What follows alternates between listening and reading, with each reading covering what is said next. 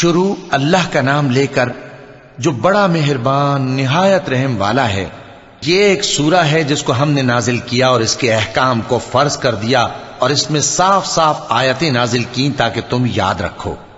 بدکاری کرنے والی عورت اور بدکاری کرنے والا مرد جب ان کی بدکاری ثابت ہو جائے تو دونوں میں سے ہر ایک کو 100 درے مارو، اور اگر تم اللہ اور روز آخر پر ایمان رکھتے ہو تو اللہ کے قانون کو نافذ کرنے میں تمہیں ان پر ہرگز ترس نہ آئے، اور چاہیے کہ ان کی سزا کے وقت مسلمانوں کی ایک جماعت بھی موجود ہو۔ بدکار مرد تو بدکار یا مشرک عورت کے سوا کسی سے نکاح نہیں کرتا، اور بدکار عورت کو بھی بدکار یا مشرک مرد کے سوا اور کوئی نکاح میں نہیں لاتا، اور یہ یعنی بدکار عورت سے نکاح کرنا مومنوں پر حرام ہے۔ اور جو لوگ پرہیزگار عورتوں کو بدکاری کا عیب لگائیں اور اس پر 4 گواہ نہ لائیں تو ان کو 80 درے مارو، اور کبھی ان کی شہادت قبول نہ کرو، اور یہی بد کردار ہیں۔ ہاں، جو اس کے بعد توبہ کر لیں اور اپنی حالت سنوار لیں تو اللہ بھی بخشنے والا ہے، مہربان ہے۔ اور جو لوگ اپنی بیویوں پر بدکاری کی تہمت لگائیں اور خود ان کے سوا اور گواہ نہ ہوں تو ہر ایک کی شہادت یہ ہے کہ پہلے تو 4 بار اللہ کی قسم کھائے کہ بے شک وہ سچا ہے، اور 5ویں بار یہ کہے کہ اگر وہ جھوٹا ہو تو اس پر اللہ کی لعنت۔ اور عورت سے سزا کو یہ بات ٹال سکتی ہے کہ وہ پہلے 4 بار اللہ کی قسم کھائے کہ بے شک یہ جھوٹا ہے، اور 5ویں دفعہ یوں کہے کہ اگر یہ سچا ہو تو مجھ پر اللہ کا غضب نازل ہو۔ اور اگر تم پر اللہ کا فضل اور اس کی مہربانی نہ ہوتی تو بہت سی خرابیاں پیدا ہو جاتی۔ اور یہ کہ اللہ توبہ قبول کرنے والا ہے، حکیم ہے۔ جن لوگوں نے یہ بہتان باندھا ہے وہ تمہیں میں سے ایک جماعت ہے، اس کو اپنے حق میں برا نہ سمجھنا، بلکہ وہ تمہارے لیے اچھا ہے۔ ان میں سے جس شخص نے گناہ کا جتنا حصہ لیا اس کے لیے اتنا وبال ہے، اور جس نے ان میں سے اس بہتان کا بڑا بوجھ اٹھایا ہے اس کو بڑا عذاب ہوگا۔ جب تم نے وہ بات سنی تھی تو مومن مردوں اور عورتوں نے کیوں اپنے دلوں میں نیک گمان نہ کیا، اور کیوں نہ کہہ دیا کہ یہ کھلم کھلا بہتان ہے؟ یہ بہتان لگانے والے اپنی بات کی تصدیق کے لیے 4 گواہ کیوں نہ لائے؟ تو جب یہ گواہ نہیں لا سکے تو اللہ کے نزدیک یہی جھوٹے ہیں۔ اور اگر دنیا اور آخرت میں تم پر اللہ کا فضل اور اس کی رحمت نہ ہوتی تو جس شغل میں تم منہمک تھے اس کی وجہ سے تم پر بڑا سخت عذاب نازل ہوتا۔ جب تم اپنی زبانوں سے اس کا ایک دوسرے سے ذکر کرتے تھے اور اپنے منہ سے ایسی بات کہتے تھے جس کا تم کو کچھ بھی علم نہ تھا، اور تم اسے ایک ہلکی بات سمجھتے تھے، حالانکہ اللہ کے نزدیک وہ بڑی بھاری بات تھی۔ اور جب تم نے اسے سنا تھا تو کیوں نہ کہہ دیا کہ ہمیں شایع نہیں کہ ایسی بات زبان پر لائیں؟ پروردگار تو پاک ہے، یہ تو بہت بڑا بہتان ہے۔ اللہ تمہیں نصیحت کرتا ہے کہ اگر مومن ہو تو پھر کبھی ایسا کام نہ کرنا، اور اللہ تمہارے سمجھانے کے لیے اپنی آیتیں کھول کھول کر بیان فرماتا ہے، اور اللہ جاننے والا ہے، حکمت والا ہے۔ جو لوگ اس بات کو پسند کرتے ہیں کہ مومنوں میں بے حیائی یعنی تہمت بدکاری کی خبر پھیلے، ان کو دنیا اور آخرت میں دکھ دینے والا عذاب ہوگا، اور اللہ جانتا ہے اور تم نہیں جانتے۔ اور اگر تم پر اللہ کا فضل اور اس کی رحمت نہ ہوتی تو کیا کچھ نہ ہوتا، مگر وہ کریم ہے، اور یہ کہ اللہ نہایت مہربان ہے، رحیم ہے۔ مومنوں، شیطان کے قدموں پر نہ چلنا، اور جو شخص شیطان کے قدموں پر چلے گا تو شیطان تو بے حیائی کی باتیں اور برے کام ہی بتائے گا۔ اور اگر تم پر اللہ کا فضل اور اس کی مہربانی نہ ہوتی تو ایک شخص بھی تم میں پاک نہ ہو سکتا، مگر اللہ جس کو چاہتا ہے پاک کر دیتا ہے، اور اللہ سننے والا ہے، جاننے والا ہے۔ اور جو لوگ تم میں صاحب فضل اور صاحب مال ہیں وہ اس بات کی قسم نہ کھائیں کہ رشتہ داروں اور محتاجوں اور وطن چھوڑ جانے والوں کو کچھ نہیں دیں گے، اور ان کو چاہیے کہ معاف کر دیں اور درگزر کریں۔ کیا تم پسند نہیں کرتے کہ اللہ تم کو بخش دے؟ اور اللہ تو بخشنے والا ہے، مہربان ہے۔ جو لوگ پرہیزگار اور برے کاموں سے بے خبر اور ایماندار عورتوں پر بدکاری کی تہمت لگاتے ہیں ان پر دنیا اور آخرت دونوں میں لعنت ہے، اور ان کو سخت عذاب ہوگا، یعنی قیامت کے روز جس دن ان کی زبانیں اور ہاتھ اور پاؤں سب ان کے کاموں کی گواہی دیں گے۔ اس دن اللہ ان کو ان کے اعمال کا پورا پورا اور ٹھیک ٹھیک بدلہ دے گا، اور ان کو معلوم ہو جائے گا کہ اللہ برحق اور حق کو ظاہر کرنے والا ہے۔ ناپاک عورتیں ناپاک مردوں کے لیے ہیں، اور ناپاک مرد ناپاک عورتوں کے لیے، اور پاک عورتیں پاک مردوں کے لیے ہیں، اور پاک مرد پاک عورتوں کے لیے۔ یہ پاک لوگ ان جھوٹوں کی باتوں سے بری ہیں، اور ان کے لیے بخشش اور نیک روزی ہے۔ مومنوں، اپنے گھروں کے سوا دوسرے لوگوں کے گھروں میں گھر والوں سے اجازت لیے اور ان کو سلام کیے بغیر داخل نہ ہوا کرو، یہ تمہارے حق میں بہتر ہے، اور ہم یہ نصیحت اس لیے کرتے ہیں کہ شاید تم یاد رکھو۔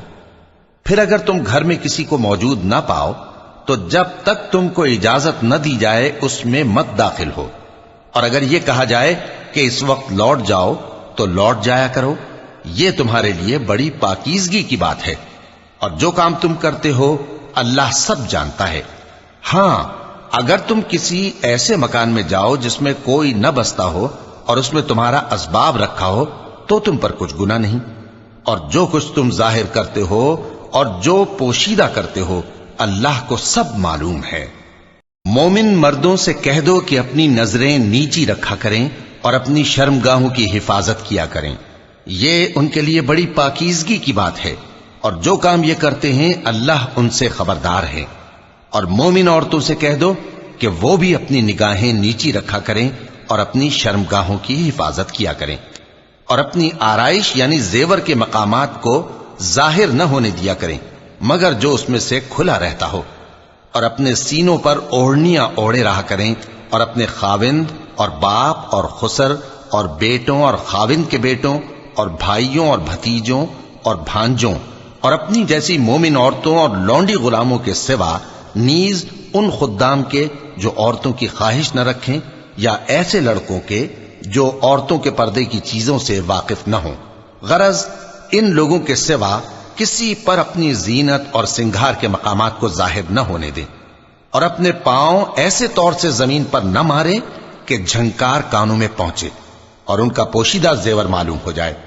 اور مومنوں، سب اللہ کے آگے توبہ کرو تاکہ فلاح پاؤ، اور اپنی قوم کی بیوہ عورتوں کے نکاح کر دیا کرو، اور اپنے غلاموں اور لونڈیوں کے بھی جو نیک ہوں نکاح کر دیا کرو۔ اگر وہ مفلس ہوں گے تو اللہ ان کو اپنے فضل سے غنی کر دے گا، اور اللہ بہت وسعت والا ہے، سب کچھ جاننے والا ہے۔ اور جن کو بیاہ کا مقدور نہ ہو وہ پاک دامنی کو اختیار کیے رہیں یہاں تک کہ اللہ ان کو اپنے فضل سے غنی کر دے۔ اور جو غلام تم سے مکاتبت یعنی مال دے کر پروانہ آزادی کی تحریر چاہیں، اگر تم ان میں صلاحیت اور نیکی پاؤ تو ان سے مکاتبت کر لو، اور اللہ نے جو مال تم کو بخشا ہے اس میں سے ان کو بھی دو۔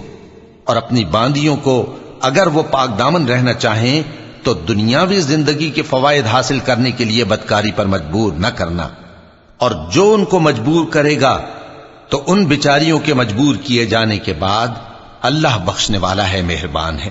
اور ہم نے تمہاری طرف روشن آیتیں نازل کی ہیں، اور جو لوگ تم سے پہلے گزر چکے ہیں ان کی خبریں اور پرہیزگاروں کے لیے نصیحت۔ اللہ آسمانوں اور زمین کا نور ہے، اس کے نور کی مثال ایسی ہے کہ گویا ایک طاق ہے جس میں ایک چراغ ہے، اور چراغ ایک قندیل میں ہے، اور قندیل ایسی صاف شفاف ہے کہ گویا موتی کا سا چمکتا ہوا تارا ہے۔ اس میں ایک مبارک درخت کا تیل جلایا جاتا ہے یعنی زیتون کا، کہ نہ مشرق کی طرف ہے نہ مغرب کی طرف۔ ایسا معلوم ہوتا ہے کہ اس کا تیل خواہ آگ اسے نہ بھی چھوئے جلنے کو تیار ہے، بڑی روشنی پر روشنی ہو رہی ہے۔ اللہ اپنے نور سے جس کو چاہتا ہے سیدھی راہ دکھاتا ہے، اور اللہ جو مثالیں بیان فرماتا ہے تو لوگوں کے سمجھانے کے لیے، اور اللہ ہر چیز سے واقف ہے۔ وہ قندیل ان گھروں میں ہے جن کے بارے میں اللہ نے ارشاد فرمایا ہے کہ بلند کیے جائیں اور وہاں اللہ کے نام کا ذکر کیا جائے، اور ان میں صبح و شام اس کی تسبیح کرتے ہیں۔ ایسے لوگ جن کو اللہ کے ذکر اور نماز پڑھنے اور زکوٰۃ دینے سے نہ سوداگری غافل کرتی ہے نہ خرید و فروخت، وہ اس دن سے جب دل خوف اور گھبراہٹ کے سبب الٹ جائیں گے اور آنکھیں اوپر چڑھ جائیں گی ڈرتے ہیں۔ تاکہ اللہ ان کو ان کے اعمال کا بہت اچھا بدلہ دے اور اپنے فضل سے زیادہ بھی عطا فرمائے. اور اللہ جس کو چاہتا ہے بے حساب رزق دیتا ہے. اور جن لوگوں نے کفر کیا ان کے اعمال کی مثال ایسی ہے جیسے میدان میں ریت کہ پیاسا اسے پانی سمجھے، یہاں تک کہ جب اس کے پاس آئے تو اسے کچھ بھی نہ پائے اور اللہ ہی کو اپنے پاس دیکھے تو وہ اسے اس کا حساب پورا پورا چکا دے، اور اللہ جلد حساب کرنے والا ہے. یا ان کے اعمال کی مثال ایسی ہے جیسے گہرے سمندر میں اندھیرے جس پر لہر چڑھی چلی آتی ہو اور اس کے اوپر اور لہر آ رہی ہو اور اس کے اوپر بادل ہو، غرض اندھیرے ہی اندھیرے ہوں، ایک پر ایک چھایا ہوا، جب اپنا ہاتھ نکالے تو کچھ نہ دیکھ سکے. اور جس کو اللہ روشنی نہ دے اس کو کہیں بھی روشنی نہیں مل سکتی. کیا تم نے نہیں دیکھا کہ جو لوگ آسمانوں اور زمین میں ہیں اللہ کی تسبیح کرتے رہتے ہیں، اور پر پھیلائے ہوئے پرندے بھی، اور سب اپنی نماز اور تسبیح کے طریقے سے واقف ہیں، اور جو کچھ وہ کرتے ہیں سب اللہ کو معلوم ہے. اور آسمان اور زمین کی بادشاہی اللہ ہی کے لیے ہے اور اللہ ہی کی طرف لوٹ کر جانا ہے. کیا تم نے نہیں دیکھا کہ اللہ ہی بادلوں کو چلاتا ہے، پھر ان کو آپس میں ملا دیتا ہے، پھر ان کو تہ بتہ کر دیتا ہے، پھر تم دیکھتے ہو کہ بادل سے مے نکل کر برس رہا ہے، اور آسمان میں جو اولوں کے پہاڑ ہیں ان سے اولے نازل کرتا ہے تو جس پر چاہتا ہے اس کو برسا دیتا ہے اور جس سے چاہتا ہے ہٹا رکھتا ہے. اور بادل میں جو بجلی ہوتی ہے اس کی چمک آنکھوں کو خیرہ کر کے بینائی کو اچکے لیے جاتی ہے. اللہ ہی رات اور دن کو بدلتا رہتا ہے. اہل بصارت کے لیے اس میں بڑی عبرت ہے. اور اللہ ہی نے ہر چلنے پھرنے والے جاندار کو پانی سے پیدا کیا تو ان میں سے بعض ایسے ہیں کہ پیٹ کے بل چلتے ہیں، اور بعض ایسے ہیں جو 2 پاؤں پر چلتے ہیں، اور بعض ایسے ہیں جو 4 پاؤں پر چلتے ہیں. اللہ جو چاہتا ہے پیدا کرتا ہے، بے شک اللہ ہر چیز پر قادر ہے. ہم ہی نے روشن آیتیں نازل کی ہیں، اور اللہ جس کو چاہتا ہے سیدھے راستے کی طرف ہدایت کرتا ہے. اور بعض لوگ کہتے ہیں کہ ہم اللہ پر اور رسول پر ایمان لائے اور ان کا حکم مان لیا، پھر اس کے بعد ان میں سے ایک فریق پھر جاتا ہے، اور یہ لوگ صاحب ایمان ہی نہیں ہیں. اور جب ان کو اللہ اور اس کے رسول کی طرف بلایا جاتا ہے تاکہ پیغمبر ان کا قضیہ چکا دیں تو ان میں سے ایک فریق منہ پھیر لیتا ہے، اور اگر ان کو حق ملتا ہو تو اس کی طرف قبول کر کے چلے آتے ہیں.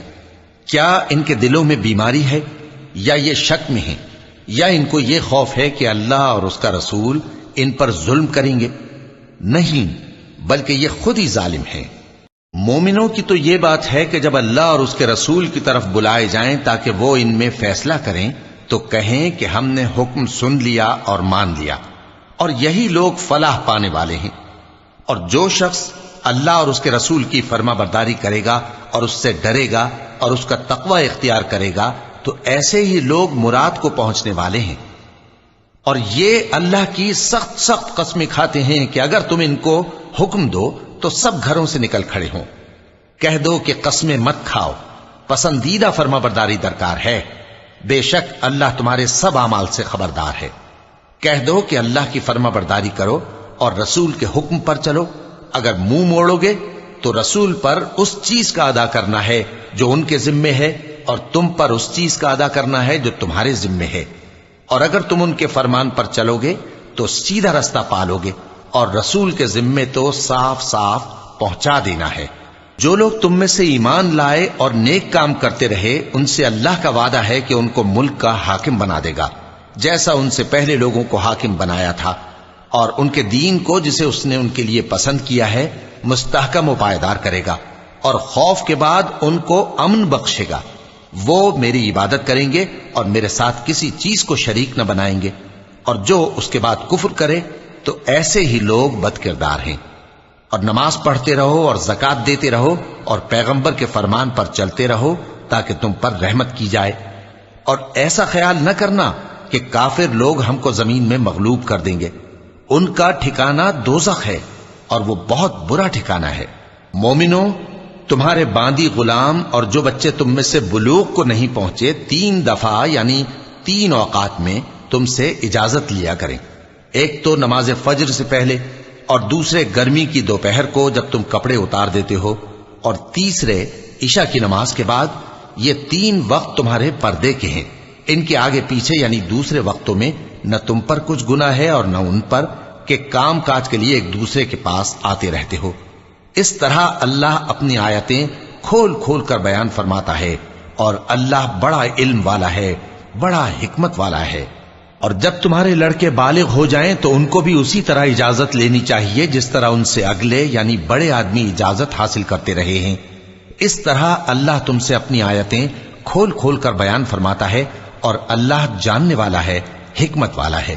اور بڑی عمر کی عورتیں جن کو نکاح کی توقع نہیں رہی اور وہ زائد کپڑے اتار کر سر ننگا کر لیا کریں تو ان پر کچھ گناہ نہیں، بشرطے کہ اپنی زینت کی چیزیں نہ ظاہر کریں، اور اگر اس سے بھی بچیں تو یہ ان کے حق میں بہتر ہے، اور اللہ سنتا ہے، جانتا ہے۔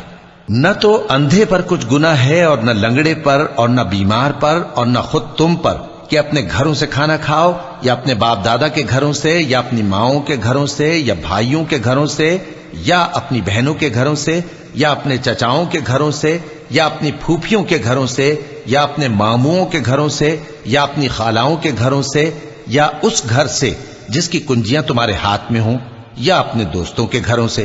اور اس کا بھی تم پر کچھ گناہ نہیں کہ سب مل کر کھانا کھاؤ یا جدا جدا۔ پھر جب گھروں میں جایا کرو تو اپنے گھر والوں کو سلام کیا کرو، یہ اللہ کی طرف سے مبارک اور پاکیزہ تحفہ ہے۔ اس طرح اللہ اپنی آیتیں کھول کھول کر بیان فرماتا ہے تاکہ تم سمجھو۔ مومن تو وہ ہیں جو اللہ پر اور اس کے رسول پر ایمان لائے، اور جب کبھی ایسے کام کے لیے جو جمع ہو کر کرنے کا ہو پیغمبر کے پاس جمع ہوں تو ان سے اجازت لیے بغیر چلے نہیں جاتے۔ اے پیغمبر، جو لوگ تم سے اجازت حاصل کرتے ہیں وہی اللہ پر اور اس کے رسول پر ایمان رکھتے ہیں، سو جب یہ لوگ تم سے کسی کام کے لیے اجازت مانگا کریں تو ان میں سے جسے چاہا کرو اجازت دے دیا کرو، اور ان کے لیے اللہ سے بخشش مانگا کرو، کچھ شک نہیں کہ اللہ بخشنے والا ہے، مہربان ہے۔ مومنو، پیغمبر کے پکارنے کو ایسا خیال نہ کرنا جیسا تم آپس میں ایک دوسرے کو پکارتے ہو، بے شک اللہ کو وہ لوگ معلوم ہیں جو تم میں سے آنکھ بچا کر کھسک جاتے ہیں۔ تو جو لوگ ان کے حکم کی مخالفت کرتے ہیں ان کو ڈرنا چاہیے کہ ایسا نہ ہو کہ ان پر کوئی آفت پڑ جائے یا تکلیف دینے والا عذاب نازل ہو۔ دیکھو، جو کچھ آسمانوں اور زمین میں ہے سب اللہ ہی کا ہے، جس طریق پر تم ہو وہ اسے جانتا ہے، اور جس روز لوگ اس کی طرف لوٹائے جائیں گے تو جو عمل وہ کرتے رہے وہ ان کو بتا دے گا، اور اللہ ہر چیز سے واقف ہے۔